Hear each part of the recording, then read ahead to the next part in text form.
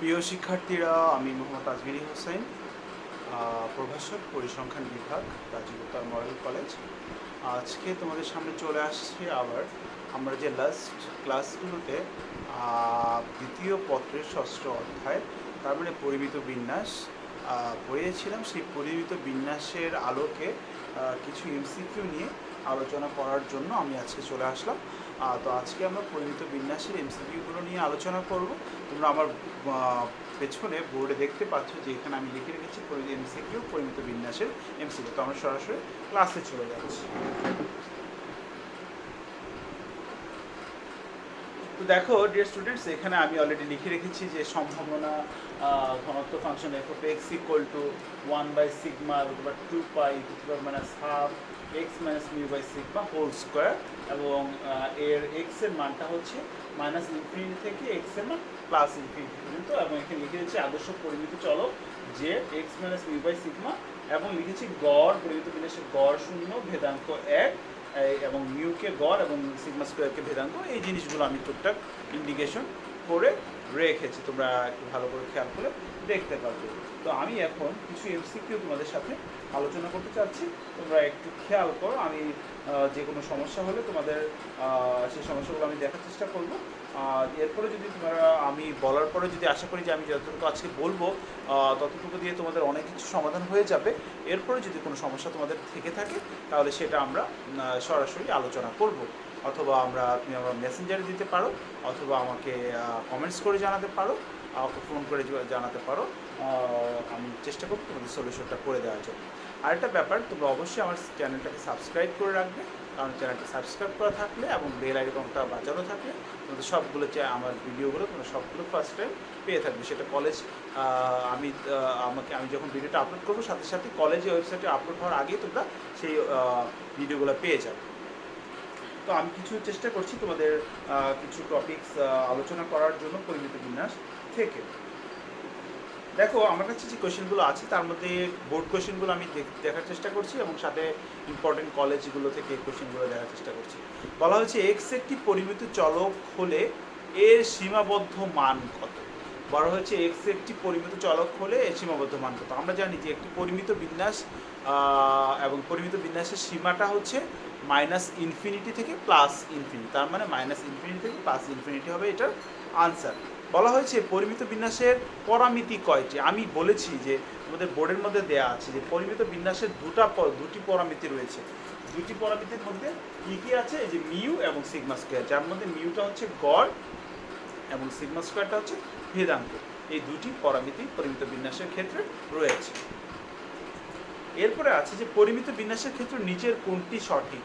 আমরা জানি যে পরিমিত বিন্যাসের ক্ষেত্রে আমরা ধর্মাবলী থেকে বা বৈশিষ্ট্য থেকে আমরা জানতে পারি যে পরিমিত বিন্যাসের ক্ষেত্রে গড়, মধ্যমা এবং প্রচুরক সমান।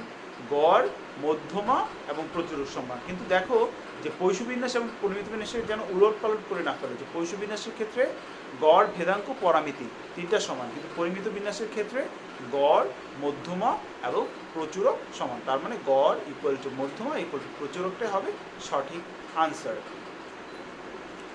তারপরে চলে যাচ্ছি, কোন সম্ভাবনা বিন্যাসের কোনো পরামিতি নেই। কোন সম্ভাবনা বিন্যাসের কোনো পরামিতি, এটা খুব ইম্পর্টেন্ট কোয়েশ্চেন। মনে রাখবে যে কোন সম্ভাবনা বিন্যাসের কোনো পরামিতি, যখন সেটা আদর্শ পরিমিত বিন্যাসে পরিণত হবে। আমরা আদর্শ পরিমিত বিন্যাসটাও তোমাদের বোর্ডে লিখে রেখেছি, তোমরা দেখো যে আদর্শ পরিমিত বিন্যাসের জন্য জেড দরকার হয়। জাস্ট আমরা জানি যে সিগমা ইকুয়াল টু 1 যদি আমরা বসাই এবং মিউ ইকুয়াল টু 0 যদি বসাই, তাহলে আদর্শ পরিমিত বিন্যাসটা হবে F of Z equal to 1/√2π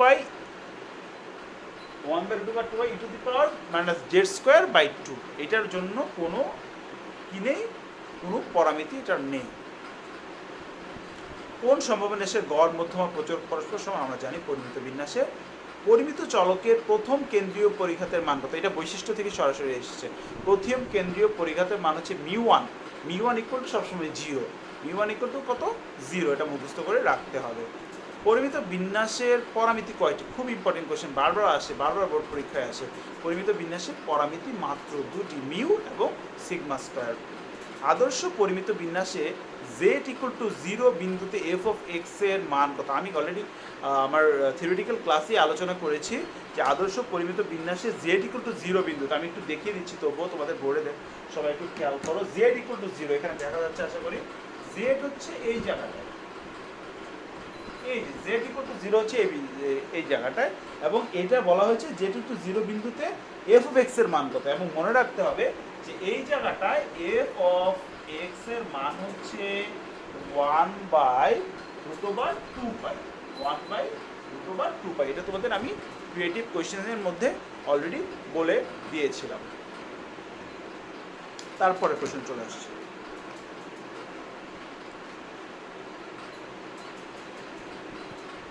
ওকে, তারপরে কোশ্চেন চলে আসছি।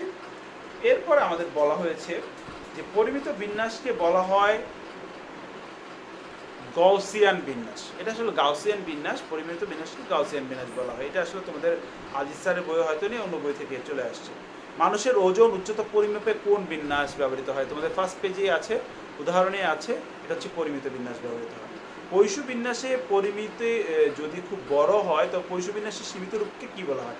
আমরা জানি যে একটি পৈশু বিন্যাস তখনই পরিমিত বিন্যাসে পরিণত হবে যখন এর পরামিতির মান m টেন্স টু 0 হবে, m টেন্স টু ইনফিনিটি হবে। তার মানে পরামিতির মান যখন অনেক বড় হবে তখনই পৈশু বিন্যাসটা পরিমিত বিন্যাসে পরিণত হবে।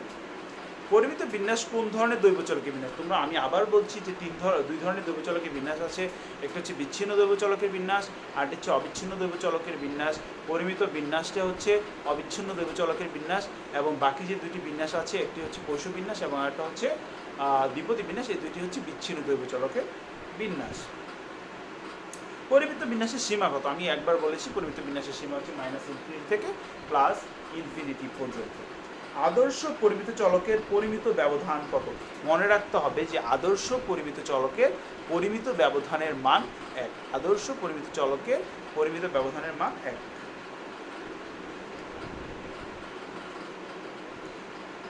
পরিমিত বিন্যাসকে, আচ্ছা, তারপরে আসে পরিমিত রেখার দুই দিক সমভাবে বিস্তৃত থাকে বিধায় একে কি বলা হয়? হ্যাঁ, এই যে পরিমিত বিন্যাসের দুই দিক সমভাবে, আমি বোর্ড থেকে দেখাচ্ছি, এই যে দেখো, এই যে রেখাটা দুই দিকে সমভাবে বিস্তীর্ণ। তার মানে এই রেখাটা আমি যদি বড় করে দেখাই, এই এই এই এই, তার মানে এই যে দুইটা রেখা সমভাবে বিস্তীর্ণ। আমি যদি এখানে একটা দাগ দিই, ঠিক সেই অনুযায়ী এখানে আরেকটা দাগ দিতে হবে। আমি যদি এখানে একটা দাগ দিই, ঠিক সেই অনুযায়ী এখানে আরেকটা দাগ দিতে হবে। আমি যদি এখানে একটা দাগ দিই, ঠিক সেই অনুযায়ী এখানে একটা দাগ দিতে হবে। এই যে বিস্তৃতি সমান, এটার জন্য কি ধরনের রেখা পরিমিত রেখাকে বলা হয়? এবং তোমরা খুব ভালো করে জানো এটার জন্য সুষম রেখা বলা হয়। এই জন্য এই পরিমিত রেখাটাকে সুষম রেখা বলা হয়। আদর্শ পরিমিত চলক বলা হয় কাক? আচ্ছা, আদর্শ পরিমিত চলকের আরেকটি নাম হচ্ছে প্রমিত চলক। আদর্শ পরিমিত বিন্যাসের চতুর্থ ব্যবধান কত? এটা মুখস্থ করে রাখবে। আদর্শ পরিমিত বিন্যাসের চতুর্থ ব্যবধান হচ্ছে 2/3। 2/3 একটি, আচ্ছা, বলা হচ্ছে পরিমিত বিন্যাসের ক্ষেত্রে কোনটি সঠিক? গড় সমান মধ্যমা, গড় সমান প্রচুরক, গড় সমান মধ্যমা সমান প্রচুরক। আমরা জানি পরিমিত বিন্যাসের ক্ষেত্রে গড় সমান মধ্যমা সমান প্রচুরক, এই কথাটি সত্যি। বলা হয়েছে পরিমিত রেখার μ-2 সিগমা থেকে μ+2 সিগমা সীমার মধ্যে শতকরা কত ভাগ মান অবস্থান করে? তোমরা খুব ভালো করে জানো, আমি বলেছি যে প্রথমে μ-সিগমা থেকে μ+ সিগমা একটা মান ভ্যারি করে, সেটা হচ্ছে 68.27%। তারপরে হচ্ছে μ-2 সিগমা থেকে μ+2 সিগমা একটা মান ভ্যারি করে, সেটা হচ্ছে 95.45%। আরেকটি মান হচ্ছে μ-3 সিগমা থেকে μ+3 সিগমা পর্যন্ত একটা মান ভেরি করে, সেটার মান হচ্ছে 99.70%। এবং এটি লাস্ট যে লেকচার 4-এ তোমাদেরকে আমি খুব ভালো করে ম্যাথমেটিক্যাল যে সলিউশনটা পড়িয়েছিলাম সেটার মধ্যে খুব ভালো করে আমি বুঝিয়ে দিয়েছি। পরিমিত বিন্যাসের সূচালতা কত? পরিমিত বিন্যাসের সূচালতার মান 3। পূর্ণ বিন্যাসের গড় পরিমিত যথাক্রমে দরকার নাই এটা। পরিমিত বিন্যাসের বঙ্কিমতাঙ্ক কত? পরিমিত বিন্যাসের বঙ্কিমতাঙ্ক 0। আচ্ছা, তারপরে এদিকে আছে,